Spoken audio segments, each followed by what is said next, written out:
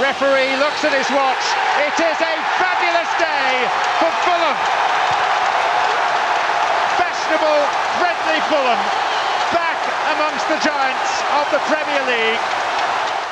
It's a joy to welcome. It's always a joy to welcome from London, a stone's throw from Wembley Stadium, a gent who I believe in our nation's history is possibly America's greatest living playoffs expert. During his 8 years at Fulham, he's been involved in 3 different playoff attempts. It's Fulham and US men's national team human wonder. It's Mr. Tim Ream. Thanks for having me, Raj. Back again. We are here to talk about the Championship playoff, a singular game of football. And first off, Tim, big picture. The stakes of this, one match take all, the epic environs of this game. No less a footballing expert than the Italian genius Gianfranco Zola, who managed Watford in the game. He described the experience as less Championship, more like playing a World Cup or a Euros game than a league match. How would you describe it? It's mental. Legitimately, it's mental. I mean, there's a reason they call it the most expensive game in world football. I've heard to the winner go the spoils, right? And just everything surrounding it, the build up, the anxiety, the pressure, the kind of life changing, career changing trajectory that it puts you on is just something that it's hard to. It's hard to understand unless you've done it, and it's hard to wrap your head around what it actually means to not just the players, not just the club, but to fans. And like you said, I've had a couple different experiences, 3 attempts. Yeah, it's something that again changes the course and the trajectory of a club and of a career. Yeah, also, you are playing for a place in the Premier League, the big time. But you're also attempting to achieve it, to secure it, with football that empowered you to come near the top of the Championship, which is a close but no cigar league. It is a brutal mudslog of a battle. Can you describe how different that competition is tactically to the Premier League? Yeah, I mean, listen, the Championship is a war of attrition. It really is. I mean, you think 46 games. Plus your cup games, the teams that are near the top usually do very well in the cup. You look at a Sheffield United this year going all the way to the semi-final in an FA Cup. You throw in, I think most years you're looking at 50 games for a Championship club. Then you throw in the 3 playoff games, so you're looking at upwards of 53 games, and at the end of it. You're thinking, okay, well, Premier League teams, some of them play 60. Yeah, of course, but they don't play. There's not the tactical, element so much in the Championship. It's just, you play, you recover, you rest, you repeat, and it's just over and over and over and over. And squads aren't huge. The guys, the 11 to 15 are pretty much who you're relying on through the course of those 50 some odd games. And it's difficult. I don't think there's ever a moment after the first month where you feel 100% fresh going into any match at any point from, like I said, from September to May.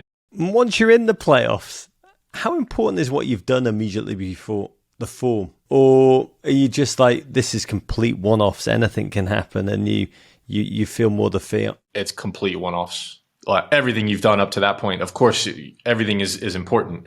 But what you've done to that point does not matter one bit. You look at playoffs every single year, and there are things that happen that you're like, that wouldn't happen during the 46 game regular season. That just doesn't make any sense. And so you take it literally. The semifinal is obviously 2 legs, home and away. And you take those as the first leg is one half and the second leg is the second half. And there's the saying again that we have is that you can't win it in the first leg, but you can definitely lose it. Wembley, this venue for a Championship club, the out of ordinary experience of playing one of the world's true footballing temples. How daunting a prospect is it, the arrival there on match day? I didn't find it all that daunting. I was just more kind of taking it all in and making sure I remembered every, just about everything I possibly could about it. And walking into the stadium and you see everybody and all the fans are out, walking up the stairs and the just the march and just, I mean, the amount of people, the sheer number of people to fill that stadium and have everybody and all of them be around the stadium. It's a sight, let me tell you. I mean, the streets, the buses could hardly move through the streets because of the pubs and the bars and it was incredible. Is that energizing, Tim? Yeah, for me, seeing your fans there, or is it like, oh my God, all these people we can let down? No, for me, it's energizing for sure. I think some guys it could potentially feel that way. I don't want to be a letdown. But for me, seeing everybody knowing that they were coming there to watch, again, like I said before, the richest game in football was something that obviously I'd never experienced, and something that I was like, well, I'm not going to let this one slip through my hands, right? And so obviously we walk into the changing room, and the club or I don't know who it was, they put up all these pictures and different quotes and pictures of ourselves from the matches throughout the season, and just like almost like a mural in the entire changing room. And it was just, you walk in and you're like, this is like, let's go, let's get out there. I'm ready to go right now. Let's go. Come on. We need to get out. Let's go for the warm up.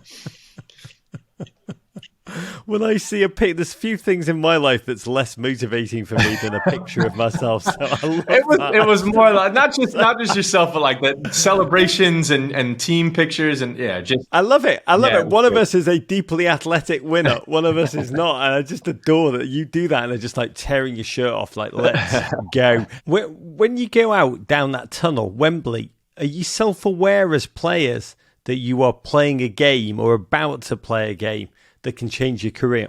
I was, and it's something that to this day I've only played maybe a handful of games that give me that feeling of goosebumps, right? That feeling of like that little bit of a buzz, like excitement, but also like, this is special, right? This is special. And I remember walking out and seeing what was the white wall is what it was advertised as. The club asked everyone to wear as much white as possible off to one side. And I remember walking out and just seeing our side of the stands, 45,000 people just in white. And it was filled, like absolutely filled to the brim.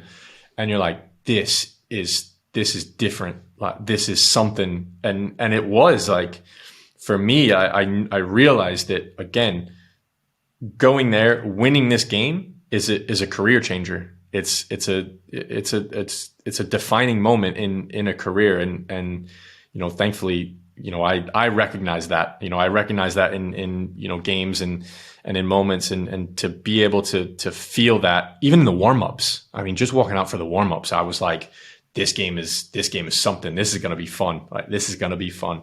Football's a romantic game, Tim, but it's also a job. Yeah. Are you all also aware of your contracts, and the bonuses and the wage increases? I'm not asking this to be cynical, but it is fascinating. The motivators, are you like all running around at times mumbling 350 milli? I distinctly remember some guys were, not talking about what specifically, but talking about what it would mean. Again, when I say it changes a life, it changes a career, it changes a trajectory. This is what I mean. That is part of it. It changes your life because your contract changes. You're now able to do different things. You're now able to set up, a foundation or find a new place that you can buy or rent out. So these are things that are very much real. Not everybody has the same increases, of course. But it is, like I said, it was something that was discussed. Oh, if we do this, like, everybody's going to be in a better off position. They're going to be better off in life. They're going to be better off in retirement. And I think that was, not the end all. It wasn't the be all. It was a part of it. It's a piece of that pie, isn't it? And so, I mean, it's part football game, part lottery win. Yeah, absolutely. That's exactly what it is. You hit the lottery, but you actually have control over it, which is which is actually even better. You have a little bit of a say in the outcome, which for me, that takes away the anxiety. If I have no say in it, like my anxiety's through the roof. I'm thinking I can't. I'm sweating. I'm like I can play no part. I can do nothing. I have no effect. I have no, I can't do anything to help the outcome. But yeah, being able to play in it it takes away that worry of relying on other people. The truth is, it's a weird thing. It is a weird thing. Let's be candid. I think I have a Fulham mug from this victory, a coffee mug. The Fulham players jumping out with a trophy. There's the streamers. But you didn't actually win anything. Yeah, no. You didn't come first. You didn't even come second. It's a very weird thing to get a trophy for. It is. It is strange, yeah, because you think, okay, you've won a mini tournament, right? But at the end of the day, you've actually come third. But you could have been sixth place, and you've come third. Like it's strange. But I guess they got to give something, right? They got to give something for winners. Coffee mugs don't sell themselves. Yeah. They need some. We need closure. We need closure to the job. But when you do look at that trophy, when you do lift that trophy, what does it symbolise to you? Can you put it into words as a competitor who sets goals for himself, wants to win things, and you didn't win the championship, you didn't get automatic promotion, but bollocks to all of that, you got what you set out to do on day one. When you look at that trophy, Tim, when you lift it, what do you experience? Yeah, I think it's, as players, we all want to win trophies, and I know we just joked about it being a strange situation to come third and get a trophy, but that can't be taken away. It's a trophy given, it's a trophy earned, it's a trophy won, and for me, it's hard to, not everyone wins trophies. This is the way we're going to put it. Not everybody gets the opportunity to win a trophy. Not everyone gets an opportunity to win, a tournament. Not everybody gets an opportunity to be promoted, and it's hard. It's difficult. It's grueling, and at the end of it, we're there to win trophies. That's what we want to do. So to be able to win that, and lift that, it's a symbol of all the hard work that was put into the season, but also it's a symbol of, okay, you've now taken another step. It's a step into the Premier League. You stepped through the door, and now what's next, and what is to come. And that's, for me, that's what it is. It's a step into the next level. But it's also that your lives have changed in that. We are watching a squad of human beings, most of whom their lives have changed in that moment. Yeah, it does. Listen, a lot changes. I remember the Villa game. I actually was in tears. Hugging the manager Slavica, and it's just that you realize that you've not changed as as a whole. Like, you've changed a little bit as a person. You've learned things over the course of the season. You've grown, you've been knocked down, you've gotten back up. It's, things didn't always go to plan, things didn't always work out, but it was just a hard couple seasons, and it's always a hard season to get through that. And to know at the end of it, you've reached your goal, you've grabbed it, you've taken it in, and you've taken that step. And it is going to change your life, because, again, we touched on this earlier. It does change your life, sometimes for the better, sometimes for the not so good, depending on who you are. But it's an important step. It's an important game. It's an important moment in a career, and that's what it was for me. And you've been in two of these beauties, these finals. What would your advice be about the unique specifics, the experience of the game? I think the biggest thing is take every little bit in, and this will obviously come from a non-playing standpoint, but the befores, the afters, whether it's good or bad, take it all in, because you don't know when you're going to be back there again, and getting back there, if you lose the next year is not a guarantee. If you win, again, you don't know that you're still going to be within that team the following, July, August, when the Premier League season starts. So yeah, if I could give him one piece of advice, is just take everything in, like look at everything, enjoy the moment, embrace the moment, because at the end of the day, you don't want to have regrets. So embrace it and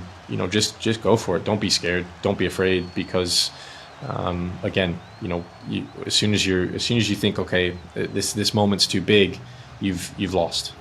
So yeah, enjoy it, embrace it, and who knows? Well, one of them will be obviously playing in the Premier League next year, which is crazy to think, considering where the two have come from over the past 5 years. Tim Ream, to you, to Fulham, to your healing, and may Everton, please Lord, be in the Championship playoff next season. I'd bite your arm off for that, to be honest.